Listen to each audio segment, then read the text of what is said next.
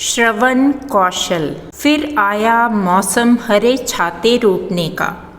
गर्मी की तीखी धूप और मूसलाधार बरसात से बचने के लिए प्रकृति ने हमें पेड़ों के रूप में सामूहिक छाते उपलब्ध करवाए हैं। मॉनसून का यह मौसम इन छातों को रोपने का है। Green eco friendly air conditioner से ताज़ी हवा सर्कुलेट होती है, बहती है, जो सुगंधित और स्वच्छ भी होती है। इन छातों के नीचे कभी आंख बंद कर बैठें तो संगीत की स्वर लहरी सुनाई देगी। यह पक्षियों के झुनझुने या कलरव है जो इन पर बसेरा पाते हैं।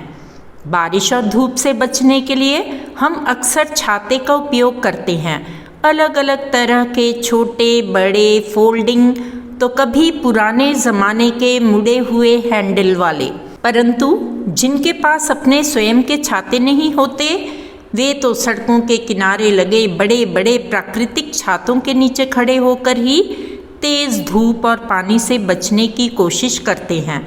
अक्सर मई जून के महीने में डामर या सीमेंट की सड़कों के किनारे तपती दोपहर में मनुष्य तो मनुष्य, पशु भी छाया ढूंढते नजर आते हैं। मैं बात कर रही हूँ सड़कों के किनारे लगे हरे प्राकृतिक छातों अर्थात पेड़ों की। यहाँ एक और हमारे छाते केवल व्यक्तिगत सुविधा उपलब्ध कराते हैं, वहीं ये सामुदायिक छाते सहकार की भावना लिए पूरे समुदाय का ध्यान रखते हैं।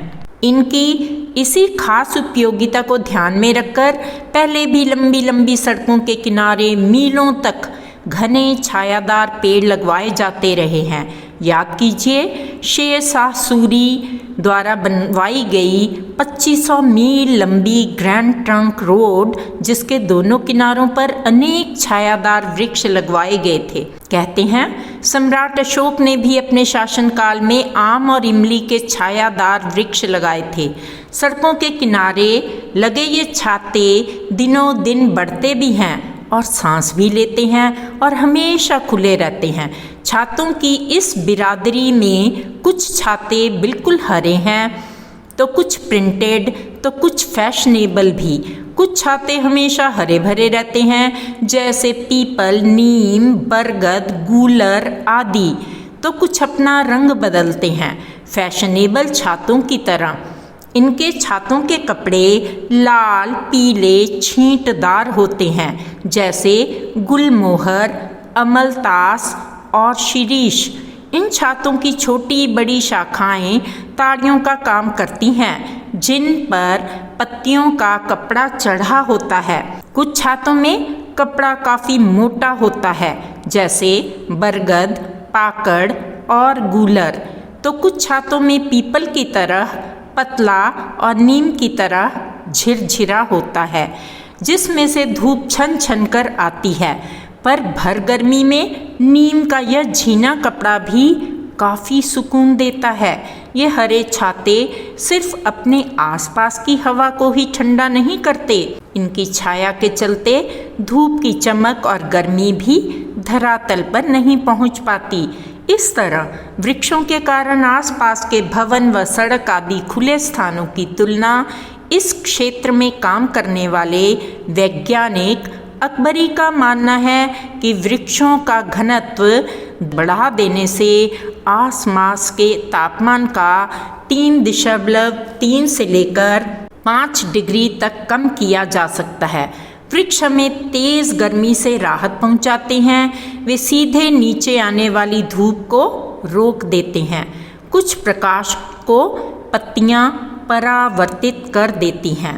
अध्ययनों से पता चला है कि पेड़ों के आसपास की हवा का तापमान गर्मियों में खुले स्थानों की अपेक्षा 2 डिग्री सेल्सियस कम होता है। सेंटा मॉरिस द्वारा किए गए एक अध्ययन से पता चलता है कि एक पेड़ 5 एयर कंडीशनर के बराबर हवा ठंडी कर कितनी ऊर्जा बचाता है। दरअसल पेड़ सूर्य की ऊर्जा से चलने वाले एयर कंडीशनर हैं। इस दिशा में अध्ययनरत वैज्ञानिकों का कहना है कि पेड़ों द्वारा की गई एयर कंडीशनिंग से धुआं और प्रदूषण भी कम होता है।